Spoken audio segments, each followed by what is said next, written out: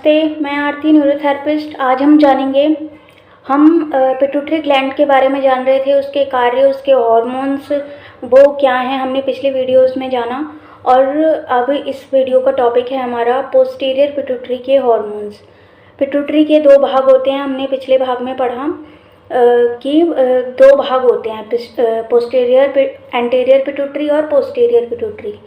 ठीक है, जो पोस्टीरियर पिट्यूटरी है अब हम उसके हार्मोन्स के बारे में पढ़ेंगे।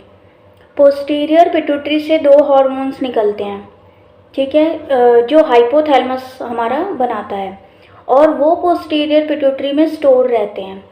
ये हैं ऑक्सीटोसिन और एडीएच या वैसोप्रेसिन भी बोलते हैं इसको। ठीक है, ऑक्सीटोसिन और एडीएच को वैसोप्रेसिन भी कहते हैं।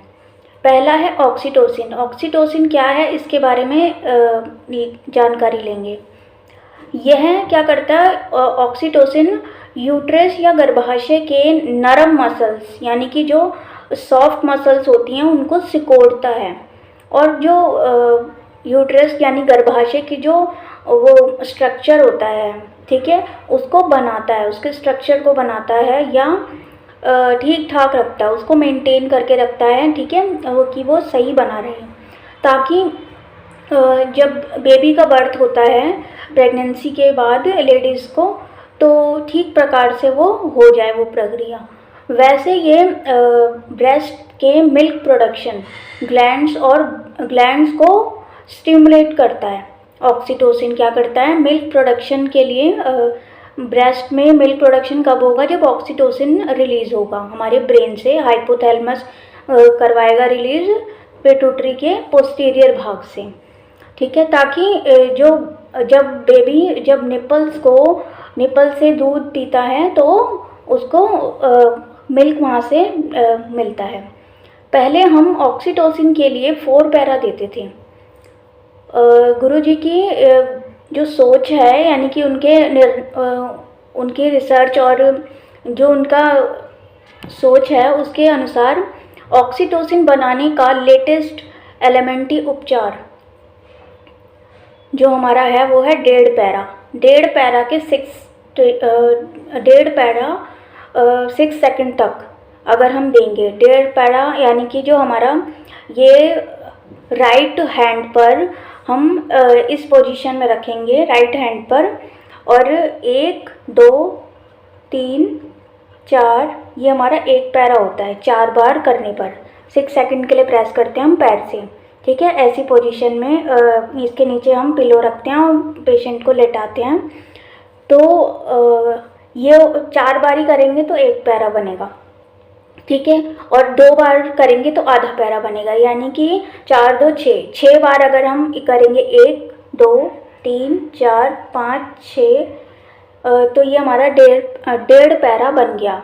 ठीक है, 6 सेकंड तक हमने प्रेस करना है। ठीक है, पैर से या हाथ से मरीज़ को लेटा के यहाँ पे पिलो रख के। तो इस पोजीशन में हम ये पैरा ट्रीटमेंट देते हैं, जिससे ऑक्सीटोसिन रिलीज़ होता है पोस्टीरियर पिट्यूटरी से। पोस्टीरियर पिट्यूटरी जो ऑक्सीटोसिन रिलीज़ करवाती है, उससे फिर आगे मिल्क प्रोडक्शन होता है, मिल्क बनेगा माँ के ब्रेस्ट में। फिर अगला जो हार्मोन आता है वो हमारा है एंटी डायूरेटिक हार्मोन, या फिर एडीएच या फिर वैसोप्रेसिन। ठीक है, इसको कई नामों से जानते हैं। तो एडीएच एंटी डायूरेटिक हार्मोन क्या करता है, ये यूरिन को रोकता है। एंटी डायूरेटिक यानी कि यूरिन को रोकने वाला। यह यूरिन की मात्रा को कम कर देता है। ठीक है, पेशाब की मात्रा को कम कर देता है। इस हार्मोन्स के असर से क्या होता है, किडनी की जो ट्यूब्यूल्स हैं, किडनी की ट्यूब्यूल्स पानी को रीअब्जॉर्ब कर लेती हैं। ठीक है, क्योंकि उसमें से पानी निकल नहीं पा रहा है, तो जितनी देर तक वहाँ रहेगा वो रीअब्जॉर्ब हो जाता है वहाँ पर, और यूरिन द्वारा बाहर जाने नहीं देता। ठीक है, इसी कारण से इसका नाम क्या है, एंटी डायूरेटिक हार्मोन। डायूरेटिक यानी कि यूरिन को बढ़ाने वाला, और एंटी डायूरेटिक यूरिन को रोकने वाला। पेशाब बढ़ाने वाला डायूरेटिक और एंटी डायूरेटिक पेशाब को रोकने वाला। तो इस हार्मोन्स के प्रभाव से क्या होता है, यूरिन बहुत कम यूरिन कम हो जाता है, यानी कि जो एक्स्ट्रा यूरिन हमारा किडनी के थ्रू निकल रहा था उसमें तो वो नहीं निकलेगा और शरीर में पानी की कमी नहीं होगी। शरीर में पानी की मात्रा इससे बढ़ जाती है, लिक्विडिटी बढ़ जाती है। जब पानी बढ़ेगा तो ब्लड वॉल्यूम भी बढ़ेगा, जिससे कि हमारी जो बीपी है वो इंक्रीज़ हो जाएगी। यानी कि ये बीपी की जब लो बीपी होता है तो हमारी किडनी क्या करती, वो हमारा यही हॉर्मोन्स हमें बचाता है, हमारे पानी लॉस ना हो हमारे शरीर से, तो इसीलिए वो एंटी डायूरेटिक हार्मोन रिलीज़ होता है उस समय, ADH। ठीक है, और वो क्या करेगा, पानी को यूरिन के थ्रू बाहर जाने से रोकेगा और ब्लड वॉल्यूम बढ़ जाएगा और बीपी नॉर्मल बना रहेगा। इससे बीपी लो नहीं होता। तो इसके अलावा इस हॉर्मोन्स के असर से जो रक्त नलिकाएं हैं, ब्लड वेसल्स हैं, वो स्मूथ मसल्स सिकुड़ जाएंगी या उनका डायामीटर कम हो जाएगा। यानी कि जो उसका डायामीटर होता है, व्यास होता है कि उसका डायामीटर कम हो जाता है। ऐसे करने से बीपी जो कई वर्षों से, रोगी को कई वर्षों से बीपी लो रहता है, वो बढ़कर नॉर्मल हो जाता है।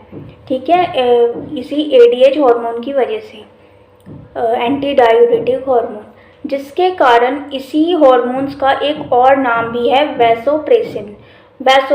वैसो यानी कि ब्लड वेसल से रिलेटेड। ठीक है, और प्रेसिन का मतलब होता है प्रेशर को बढ़ाने वाला। ठीक है, वैसोप्रेसिन यानी कि ब्लड वेसल्स के प्रेशर को बढ़ाने वाला, जाके उनके ब्लड वॉल्यूम बढ़ जाता है इससे, और बीपी लो से नॉर्मल अवस्था में आ जाती है। न्यूरोथेरेपी में हम थेरेपी में अपनी 2 पैरा देते हैं। अभी हमने पैरा ट्रीटमेंट देखा, जो हम ऐसी अवस्था में रख के राइट हैंड साइड पर पेशेंट्स को देते हैं, राइट हैंड पे। तो ये हम अगर 1 पैरा यानी कि 4 बार देते हैं और 2 पैरा यानी कि 8 बार देते हैं। ठीक है, 1 2 3 4, ये 1 पैरा हो गया। ये 8 बार देंगे तो 2 पैरा हो गया। तो ये हम किस लिए देते हैं, वैसोप्रेसिन के लिए। वैसोप्रेसिन हार्मोन यानी ADH hormone, anti diuretic hormone, ये रिलीज़ होगा अगर हम ये 2 पैरा देंगे पेशेंट को। जब भी उसको लो बीपी होगा, उसको चक्कर आएंगे। इसके बारे में एक किस्सा गुरुजी ने लिखा है कि एक बार श्रीमती, एक पेशेंट हैं जिनको कैंसर था, जिनका ब्लड प्रेशर 70-40 रह गया।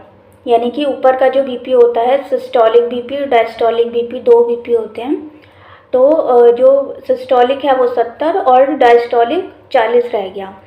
तो उनके जो सन हैं, उनका फ़ोन आया कि गुरुजी मम्मी जा रही हैं, डॉक्टर सामने बैठे हैं, पर मम्मी का ब्लड प्रेशर नीचे गिरता जा रहा है। तो समय कम था, लेकिन हरि की इच्छा थी, यानी कि ईश्वर की इच्छा थी कि उसी समय हमारी सीनियर न्यूरोथेरेपिस्ट हैं, वो किसी अन्य पेशेंट के बारे में पूछने के लिए फ़ोन किया। तो उनका फ़ोन आया किसी अन्य पेशेंट के बारे में पूछने के लिए। तो श्रीमती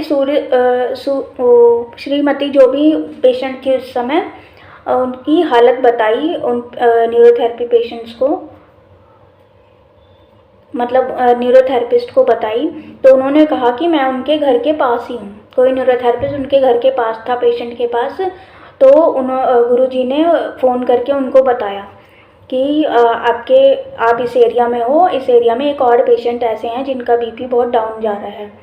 तो उनके गुरुजी के कहने पर उसी समय वह उनके घर पहुंच गई और उनको 2 पैरा नामक ट्रीटमेंट दिया, न्यूरोथेरेपी का 2 पैरा उपचार दिया। और 10 मिनट के बाद ही ब्लड प्रेशर, जो बीपी था वो 100 से मतलब जो 70 था पहले सिस्टोलिक बीपी, वो करीब 100 आ गया और वो उनकी जान बच गई। यानी कि मतलब जो उनको बहुत लो बीपी के कारण उनको जो तकलीफ़ हो रही थी, जो परेशानी हो रही थी, वो बहुत ही कम हो गई। उनका बीपी 100 पे आ गया, सिस्टोलिक वाला। यह सब हरि की इच्छा से हुआ, क्योंकि जो हमारी सीनियर न्यूरोथेरेपिस्ट थी, वो उसी समय फ़ोन आना और उसी एरिया में उन थेरेपिस्ट का होना, तुरंत चले जाना, यह सब प्लानिंग से नहीं हुआ, ठीक है, ये सब ईश्वर की इच्छा से हुआ, ठीक है। तो 2 पैरा देने से शरीर में वैसोप्रेसिन रिलीज़ हुआ, जो शरीर की हर नाड़ी को, यानी कि हर नर्व को, ब्लड वेसल्स को सिकोड़ देगा। और जैसे ही नाड़ियाँ सिकुड़ती हैं, ब्लड प्रेशर क्या हो जाता है, बढ़ जाता है, मतलब नॉर्मल अवस्था में आ जाता है, जो बहुत ही लो हो गया था।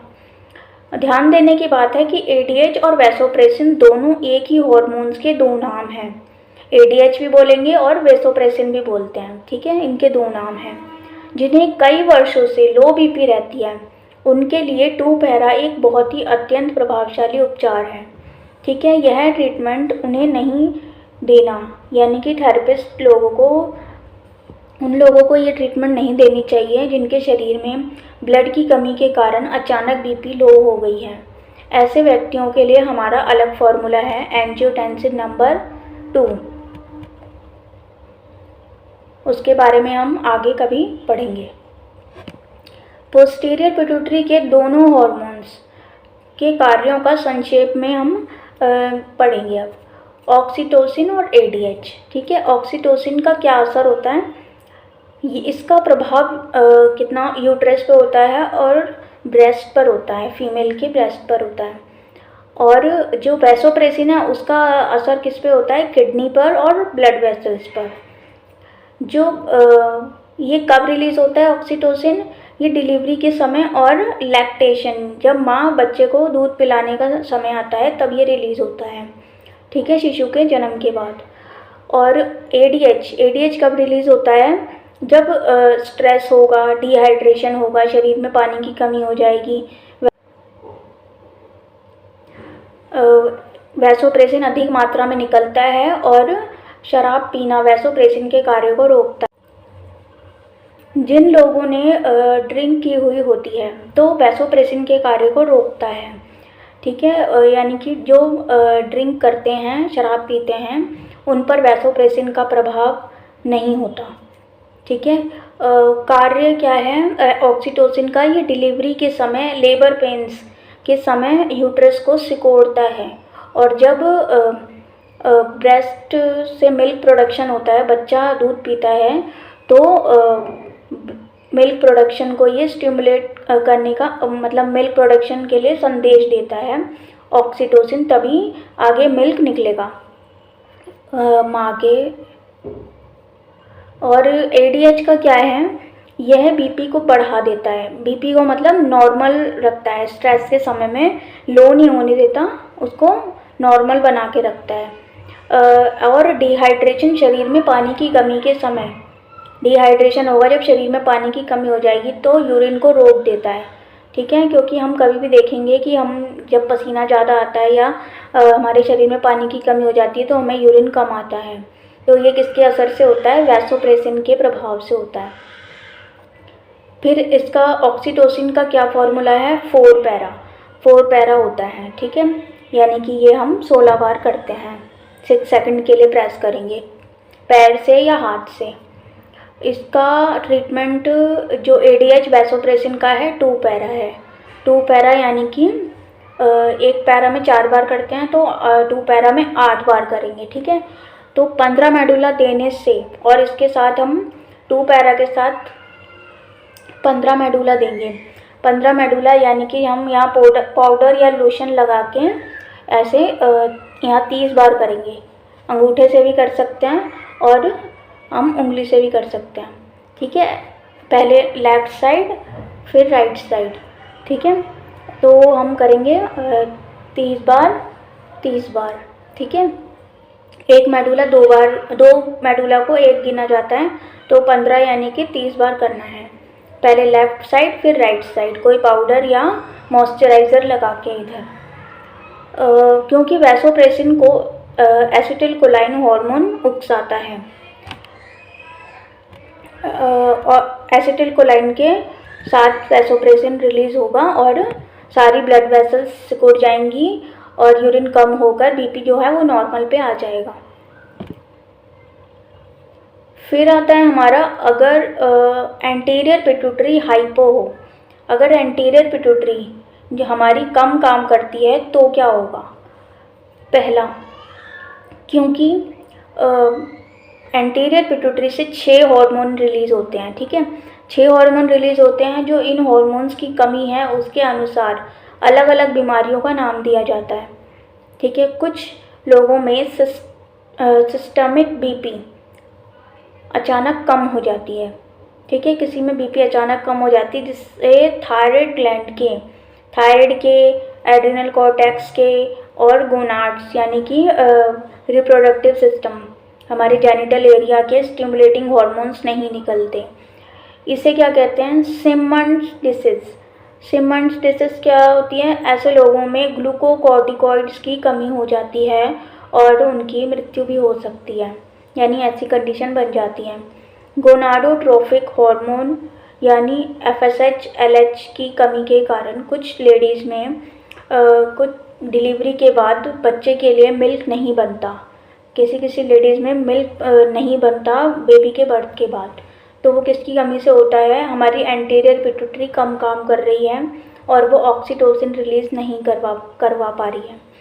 अगर तीसरा क्या है, जीएच और कई हार्मोन्स नहीं निकलते, ग्रोथ हार्मोन नहीं निकलते एंटीरियर पिट्यूटरी के, तो उसे पिट्यूटरी ड्वार्फिज्म कहते हैं, पिट्यूटरी ड्वार्फिज्म।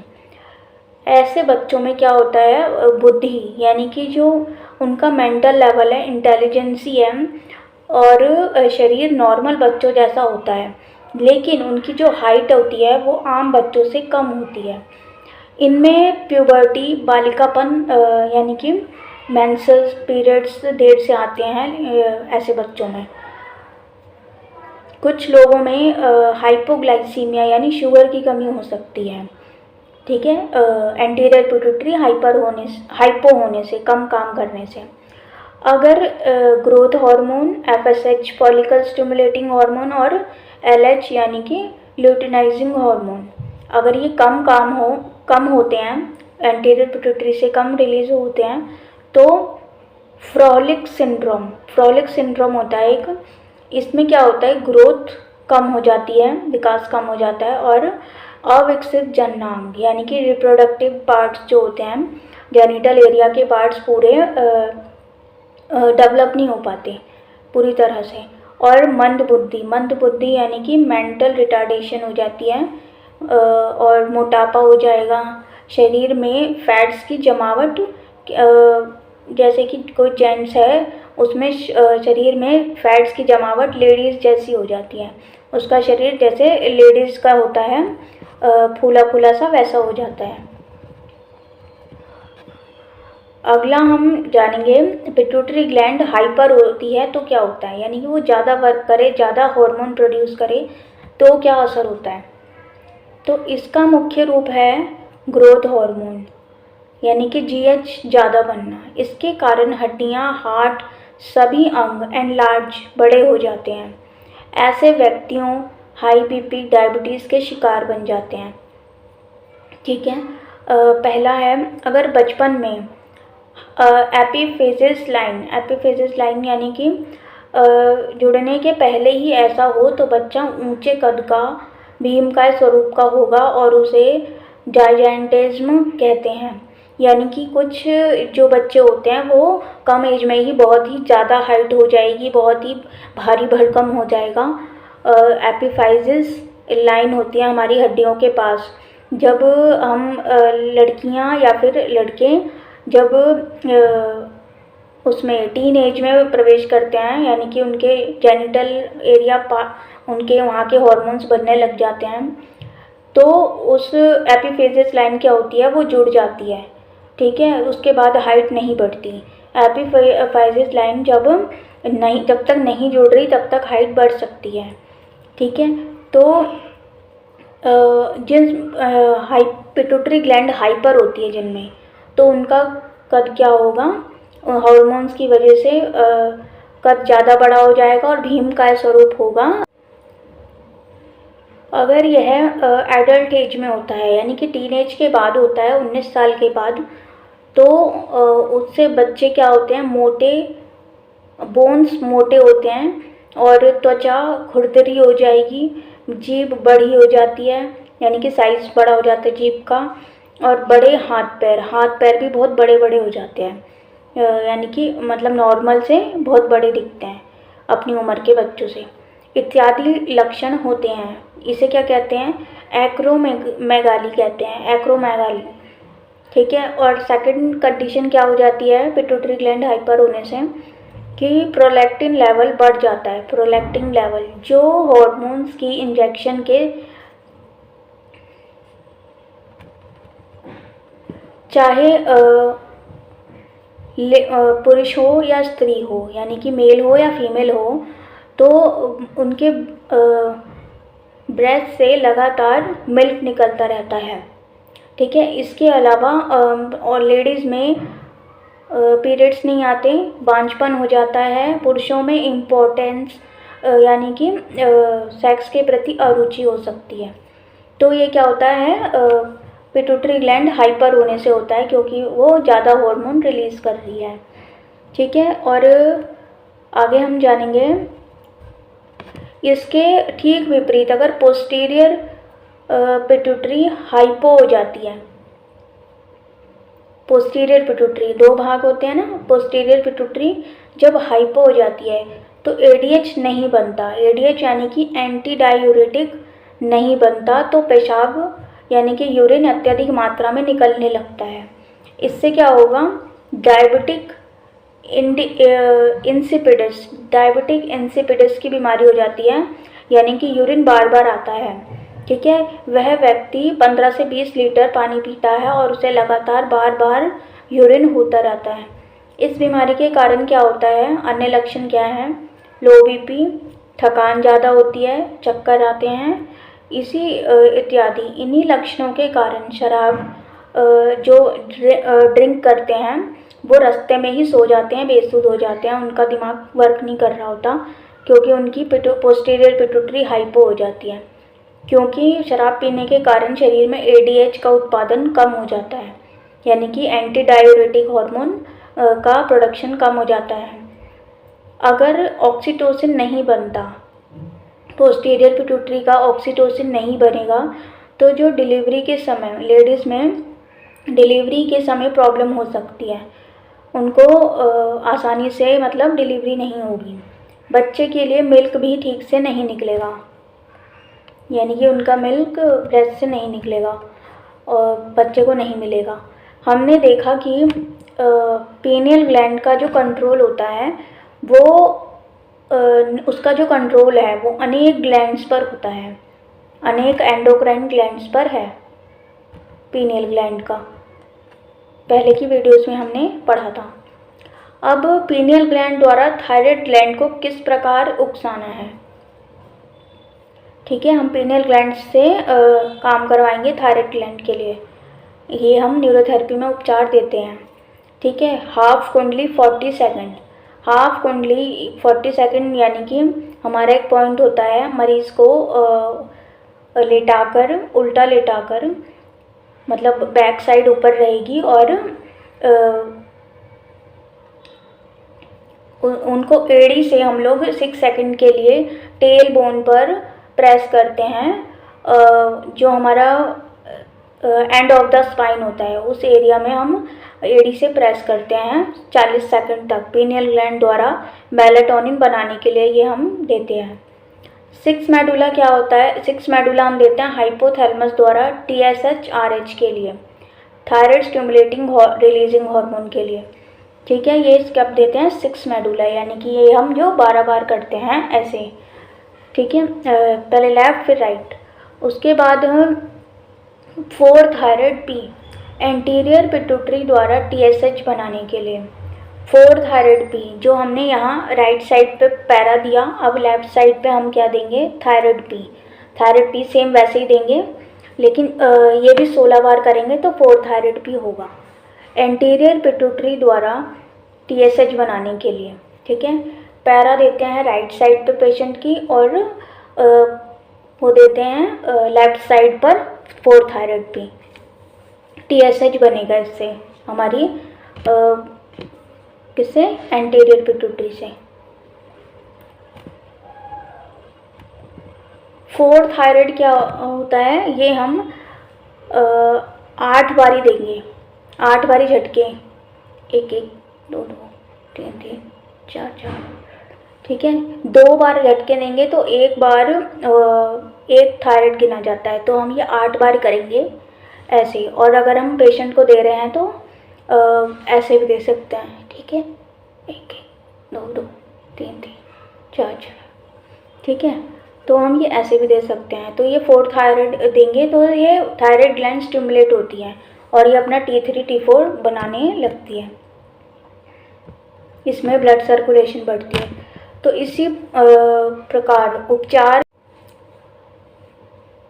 ये ट्रीटमेंट आप किसी थेरेपिस्ट से ही लें जो प्रोफेशनल हों और पूरी तरह उनको नॉलेज हो, उन्हीं से ले ट्रीटमेंट, क्योंकि जरा सी गलती से दिक्कत हो सकती है और स्वयं ना करेंगे।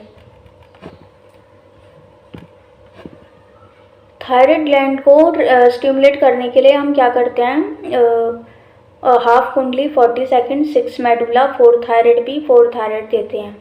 ये पूरा फॉर्मूला है। और एड्रिनल कॉर्टेक्स को स्टिमुलेट करने के लिए हम क्या देते हैं, हाफ कुंडली 40 सेकेंड, 6 मेडुला, 4 थायराइड भी, 6 ADR। और ओवरीज या टेस्टिस को स्टिमुलेट करने के लिए हम लेडीज़ में ओवरीज और फीमेल में ओवरीज और मेल में टेस्टिस को स्टिमुलेट करने के लिए हाफ कुंडली 40 सेकेंड, 6 मेडुला, 4 थायराइड भी, 6 राइट ओवरी और 6 लेफ्ट ओवरी, ये हमारे पॉइंट्स हैं, ठीक है। वो फॉर्मूला है, कंप्लीट फॉर्मूला। अगर हमने केवल ग्रोथ हार्मोन को स्टिमुलेट करना है, अगर हमें डेवलपमेंट के लिए, ग्रोथ के लिए ट्रीटमेंट देना है, तो हम लोग उस व्यक्ति को, रोगी को हाफ कुंडली 40 सेकेंड, 6 मेडुला और 4 थायराइड भी देना सफिशिएंट होता है।